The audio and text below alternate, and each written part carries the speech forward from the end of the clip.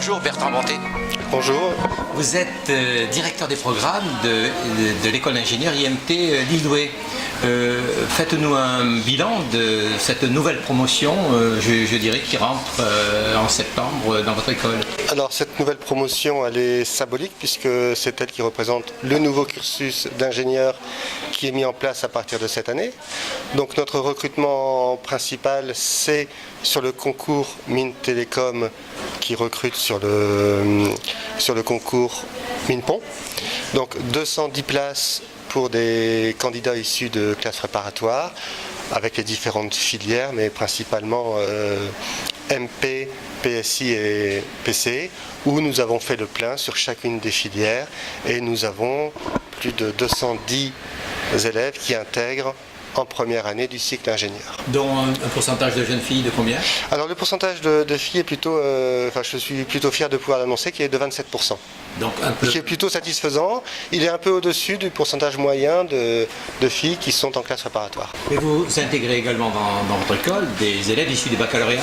Voilà, alors nous avons aussi un recrutement en L1, issu de bacheliers, donc ça c'est l'historique de la partie Télécom Lille, et nous avons recruté 150 candidats pour 115 places, puisque Parcoursup nous a forcé à libérer des places, avec un taux de recrutement plutôt très bon, bien meilleur que l'an dernier, et on a une convergence d'un indicateur qui est le taux de mention bien, très bien au bac, qui est de 91% pour les intégrer en première année de cycle ingénieur et 91% pour les intégrer en première année du cycle en 5 ans. Alors, dans le cadre de Parcoursup, vous aviez fixé le plafond, je dirais, ou de niveau de recrutement à combien?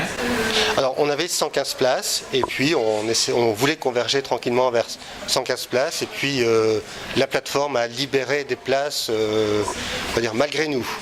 Et donc nous avons failli nous retrouver avec plus de 170 intégrés pour 115 places qui auraient été vraiment difficiles à mettre en œuvre.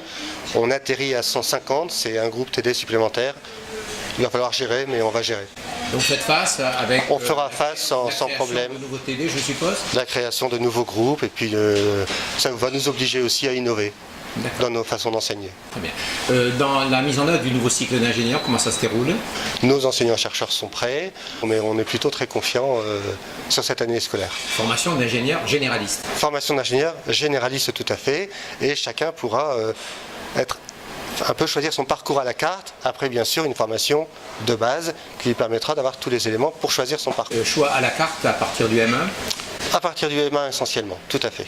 Oui. Et ne surtout pas prendre qu'un seul menu, on ne fera pas qu'une seule discipline, il y a un petit peu des garde-fous pour avoir cette notion de pluridisciplinarité qui est nécessaire chez nos ingénieurs. Alors le numérique et les connaissances dans le champ de l'économie sont nécessaires, fixées par la CTI, comment vous réagissez? Pour tout ce qui est sciences, économie, sociale, connaissances de l'entreprise, management, on va dire que c'est de l'ordre de 30%, c'est ce que fixe la CTI, ça paraît une bonne mesure et là on est complètement dans les clous. Par contre, une particularité, c'est que le numérique va imprégner toutes les disciplines enseignées dans l'école. Dès l'arrivée? Dès l'arrivée, tout à fait. Donc rentrée bien préparée? Je découvre au fur et à mesure puisque je viens de prendre mon poste, mais en pleine confiance pour cette rentrée. Merci beaucoup à vous. De rien.